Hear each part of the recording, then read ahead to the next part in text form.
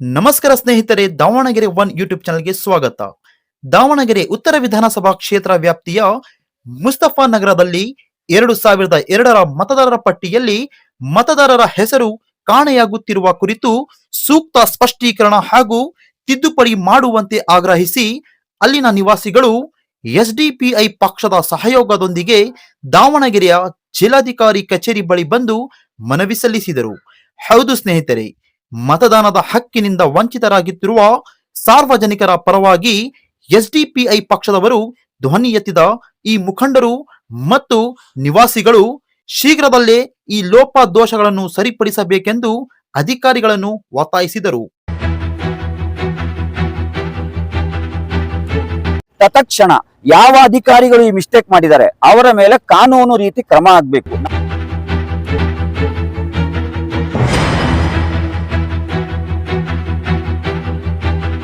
1 ಕೋಟಿ ಮತದಾರರಿಗೆ notice issue ಆಗುತ್ತೆ ಕರ್ನಾಟಕದಲ್ಲಿ.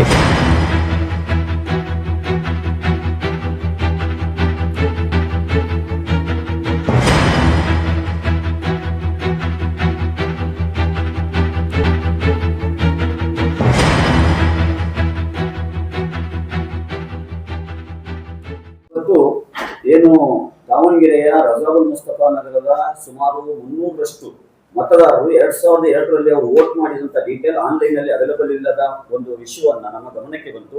ಸೋಷಿಯಲ್ ಡೆಮೊಕ್ರೆಟಿಕ್ ಪಾರ್ಟಿ ಆಫ್ ಇಂಡಿಯಾದ ನಿಯೋಗ ಮತ್ತು ಅಲ್ಲಿ ಮತದಾರರನ್ನು ನಾವು ಒಟ್ಟಿಗೆ ಕರ್ಕೊಂಡು ಇವತ್ತು ಜಿಲ್ಲಾಧಿಕಾರಿಗಳಿಗೆ ಭೇಟಿಯಾಗಲಿಕ್ಕೆ ಬಂದಿದ್ವಿ. ಅವರು ಡಿಸಿಯಲ್ಲಿ ಇರುವ ಕಾರಣ ಎಡಿಸಿ ಅವರು ಅವರ ಪರವಾಗಿ ನಮ್ಮ ಮನವಿಯನ್ನು ಸ್ವೀಕರಿಸಿದ್ದಾರೆ. ಈ ವಿಚಾರವನ್ನು ಮಾರ್ಚ್ ತಿಂಗಳಲ್ಲೇ ನಾವು ಚುನಾವಣಾ ಆಯೋಗಕ್ಕೆ, ರಾಜ್ಯ ಚುನಾವಣಾ ಆಯೋಗಕ್ಕೆ ತಂದಿದ್ವಿ. ಅಲ್ಲಿಂದ ಇವರಿಗೆ ಬೈ ಪೋಸ್ಟ್ ಕನ್ಫರ್ಮೇಶನ್ ಸಿಸಿ ಕೂಡ ಮಾಡಿದ್ದಾರೆ. ಈಗ ಎಡಿಸಿ ಅವರು ಜಿಲ್ಲಾಧಿಕಾರಿಗಳ ಪರವಾಗಿ ಇದರ ಬಗ್ಗೆ ಪರಿಶೀಲನೆ ಮಾಡುವಂತ ಭರವಸೆ ಕೊಟ್ಟಿದ್ದಾರೆ ಮತ್ತು ಯಾವ ಅಧಿಕಾರಿಗಳು ಇದನ್ನು ಮಿಸ್ಟೇಕ್ ಮಾಡಿದರೆ ಅವರ ಮೇಲೆ ಕ್ರಮ ಕೈಗೊಳ್ಳುವಂತ ಭರವಸೆ ನೀಡಿದ್ದಾರೆ. ನಾವು ಕೂಡ ಇನ್ನು ಮುಂದೆ ಇಂಥ ಘಟನೆ ಆಗದಾಗೆ ಮುಂಜಾಗ್ರತೆ ವಹಿಸಬೇಕೆಂಬಂತಹ ಒಂದು ಎಚ್ಚರಿಕೆಯನ್ನು ಕೊಡಬೇಕು ಆ ಅಧಿಕಾರಿಗಳಿಗೆ ಅಂತೀವಿ ನಾವು ಮನವಿ ಮಾಡಿದ್ದೇವೆ.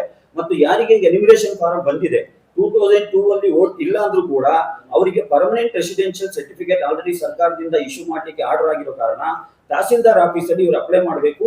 ಅವರಿಗೆ ಫಾಸ್ಟ್ ಟ್ರ್ಯಾಕ್ ಅಲ್ಲಿ ಅವರಿಗೆ ಏನು ಪರ್ಮನೆಂಟ್ ರೆಸಿಡೆನ್ಷಿಯಲ್ ಸರ್ಟಿಫಿಕೇಟ್ ಕೊಡಬೇಕಂತ ಕೂಡ ನಾವು ಮನವಿ ಮಾಡಿದ್ದೇವೆ. ಮನವಿಗೆ ಸೂಕ್ತವಾಗಿ ಸ್ಪಂದಿಸಿದ್ದಾರೆ.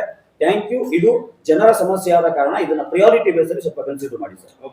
ಇಡೀ ಈ ದೇಶದ 13 ರಾಜ್ಯಗಳಲ್ಲಿ SIR ಪ್ರಕ್ರಿಯೆ ಏನ್ ನಡೀತಾ ಇದೆ, ಎಲ್ಲಾ ಜನರು ಪ್ಯಾನಿಕ್ ಆಗಿದ್ದಾರೆ. ಎಲ್ಲಾ ಜನರು ಕೂಡ ಏನ್ ಮಾಡೋದು ಅರ್ಥ ಆಗ್ತಾ ಇಲ್ಲ. ಅಂತ ಸಂದರ್ಭದಲ್ಲಿ ದಾವಣಗೆರೆಯ ಉತ್ತರ ವಿಧಾನಸಭಾ ಕ್ಷೇತ್ರ ವ್ಯಾಪ್ತಿಯಲ್ಲಿ ಬರುವಂತಹ ರಜಾವುಲ್ ಮುಸ್ತಫಾ ಎಂಬಂತ ಒಂದು ಪ್ರದೇಶದಲ್ಲಿ ಇಲ್ಲಿರುವಂತ ಎಲ್ಲರೂ ಕೂಡ ಹೆಚ್ಚು ಕಡಿಮೆ ಒಂದು 300ರಷ್ಟು ಜನ 2002ರಲ್ಲಿ ವೋಟ್ ಮಾಡಿದ್ದಾರೆ. ಇವತ್ತು ಆನ್ಲೈನಿನ ಏನು ಸರ್ಚ್ ಅವರ ಇಂಜಿನ್ ಅನ್ನ ವೆಬ್ಸೈಟ್ ಅಲ್ಲಿ ಬಿಡುಗಡೆ ಮಾಡಿದ್ದಾರೆ. ಇವರು ಓಟೇ ಸಿಗ್ತಾ ಇಲ್ಲ. ಇದನ್ನ ಇವರು ಮ್ಯಾಪಿಂಗ್ ಟೈಮ್ ಅಲ್ಲೇ ನೋಡಿ, ಮಾರ್ಚ್ 3ನೇ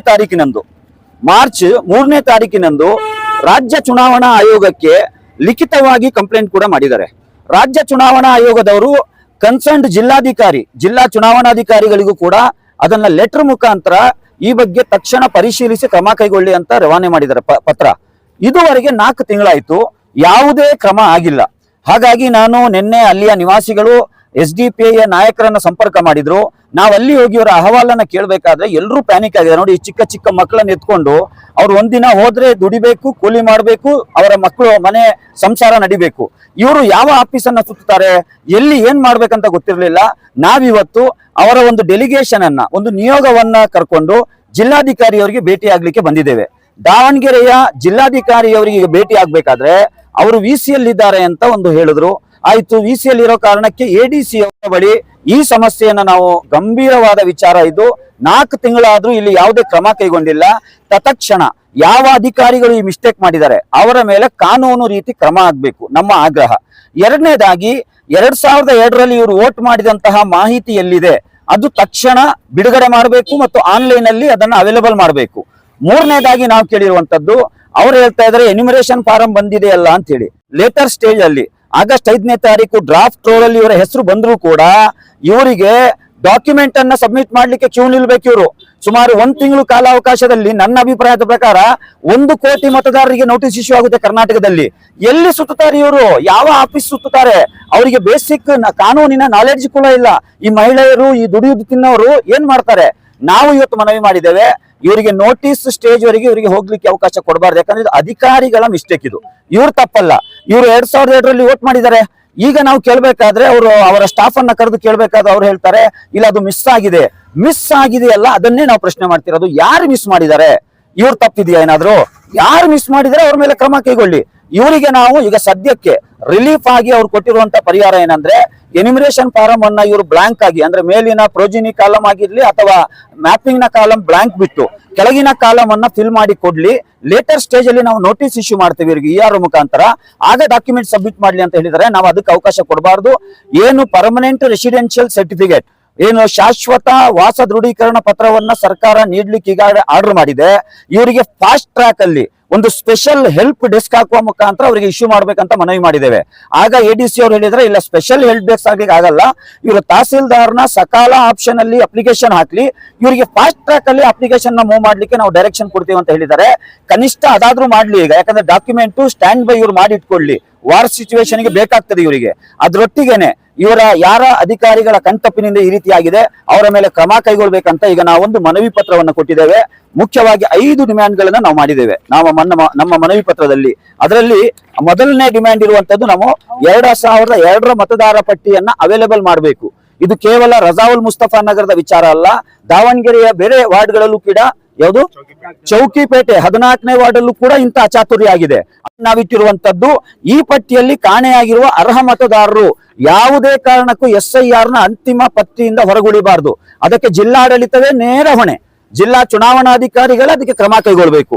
ಮೂರನೇದಾಗಿ ನಾವು ಡಿಮ್ಯಾಂಡ್ ಇಟ್ಟಿರುವಂತದ್ದು, ಪಟ್ಟಿಯಲ್ಲಿ ಕಾಣೆಯಾಗಿರುವಂತಹ ಎಲ್ಲ ಅರ್ಹ ಮತದಾರರನ್ನು ಗುರುತಿಸಬೇಕು, ಅವರಿಗೆ ಫಾಸ್ಟ್ ಟ್ರ್ಯಾಕ್ ಅಲ್ಲಿ ಅವರಿಗೆ ಬೇಕಾದಂತಹ ವ್ಯವಸ್ಥೆಯನ್ನು ಮಾಡಬೇಕು. 4ನೇ ಡಿಮ್ಯಾಂಡ್ ನಾವು ಇಟ್ಟಿರುವಂತದ್ದು ಏನಂದ್ರೆ, ಈ ರೀತಿಯ ಗಂಭೀರ ದೋಷಕ್ಕೆ ಕಾರಣವಾಗಿರುವಂತಹ ತಪ್ಪಿತಸ್ಥ ಬೇಜವಾಬ್ದಾರಿ ಅಧಿಕಾರಿಗಳ ವಿರುದ್ಧ ಕ್ರಮ ಕೈಗೊಳ್ಳಬೇಕು. 5ನೇದಾಗಿ, ಮುಂದೆ ಈ ಜಿಲ್ಲೆಯಲ್ಲಿ ಎಲ್ಲೂ ಕೂಡ ಇಂಥ ಅನಾಹುತ ಆಗ್ಬಾರ್ದು. ರೈತರು, ಕೂಲಿ ಕಾರ್ಮಿಕರು, ಆಟೋ ಡ್ರೈವರ್ಗಳು, ಬಿಡಿ ಕಾರ್ಮಿಕರು, ಪಾಪ ಅವರಿಗೆ DC ಆಫೀಸಿಗೆ ಬರ್ಬೇಕಂದ್ರೆ ಒಂದಿನ ರಜೆ ಮಾಡ್ಬಿಡ್ಬೇಕು, ಅವರಿಗೆ ಆಫೀಸ್ ಅಲೆದಾಡುವಂತ ಪ್ರಕ್ರಿಯೆಗೆ ಹೋಗ್ಬಾರ್ದು. ಅಂದ್ರೆ ಮುಂದೆ ಇಂಥ ಘಟನೆಗಳು ಮರಕಳಿಸದ ಹಾಗೆ ಏನು ಮುಂಜಾಗ್ರತಾ ಕ್ರಮ ವಹಿಸಬೇಕು ಅದನ್ನ ವಹಿಸಬೇಕಂತ ಹೇಳಿದ್ದೇವೆ. ಮತ್ತು ನಮಗೆ ಲಿಖಿತವಾಗಿ ಇದರ ಮಾಹಿತಿಯನ್ನು ಕೂಡ ಕೊಡ್ಬೇಕಂತ ನಾವು ಕೇಳ್ಕೊಂಡಿದ್ದೇವೆ. ಅವರು ಎಂಡೋರ್ಸ್ಮೆಂಟ್ ಅನ್ನ ಕೊಟ್ಟಿದ್ದಾರೆ. ಈಗ ನಮಗೆ ನಾವು ವೇಟ್ ಮಾಡ್ತೇವೆ. ತಕ್ಷಣ ಇದಕ್ಕೆ ಸೂಕ್ತ ಪರಿಹಾರ ಸಿಕ್ಲಿಲ್ಲ ಅಂದ್ರೆ ಇದೇ ಜನರನ್ನ ಸೇರಿಸ್ಕೊಂಡು ಮುಂದಿನ ದಿನಗಳಲ್ಲಿ ಬೃಹತ್ ಹೋರಾಟವನ್ನು ಕೂಡ ನಾವು ಮಾಡ್ತೇವೆ. ಅದಕ್ಕೆ ಅವಕಾಶ ಕೊಡಬೇಡಿ ಅಂತ ಮಾಧ್ಯಮಗಳ ಮುಖಾಂತರ ನಾನು ಜಿಲ್ಲೆಯ ಅಧಿಕಾರಿಗಳು ಮತ್ತು ರಾಜ್ಯ ಚುನಾವಣಾ ಆಯೋಗಕ್ಕೂ ನಾನೀಗ ಟ್ವೀಟ್ ಮಾಡ್ತೇನೆ. ಇದನ್ನ ಇವತ್ತಿನ ಮೆಮೊರಂಡಮ್, ಈ ಎಂಡೋರ್ಸ್ಮೆಂಟ್, ನಮ್ಮ ಇವತ್ತಿನ ಡೆಲಿಗೇಷನ್ ಭೇಟಿಯಾಗಿದ್ದಂತ ವಿಡಿಯೋ ಮತ್ತು ಫೋಟೋವನ್ನ ನಾನೇ ನನ್ನ ಟ್ವಿಟರ್ X ಹ್ಯಾಂಡ್ಲಿಂದ ನಾನು ಟ್ವೀಟ್ ಮಾಡ್ತೇನೆ. ಇದು ಇವತ್ತು ನಾವು ಬಂದಿರುವಂತಹ ವಿಚಾರ.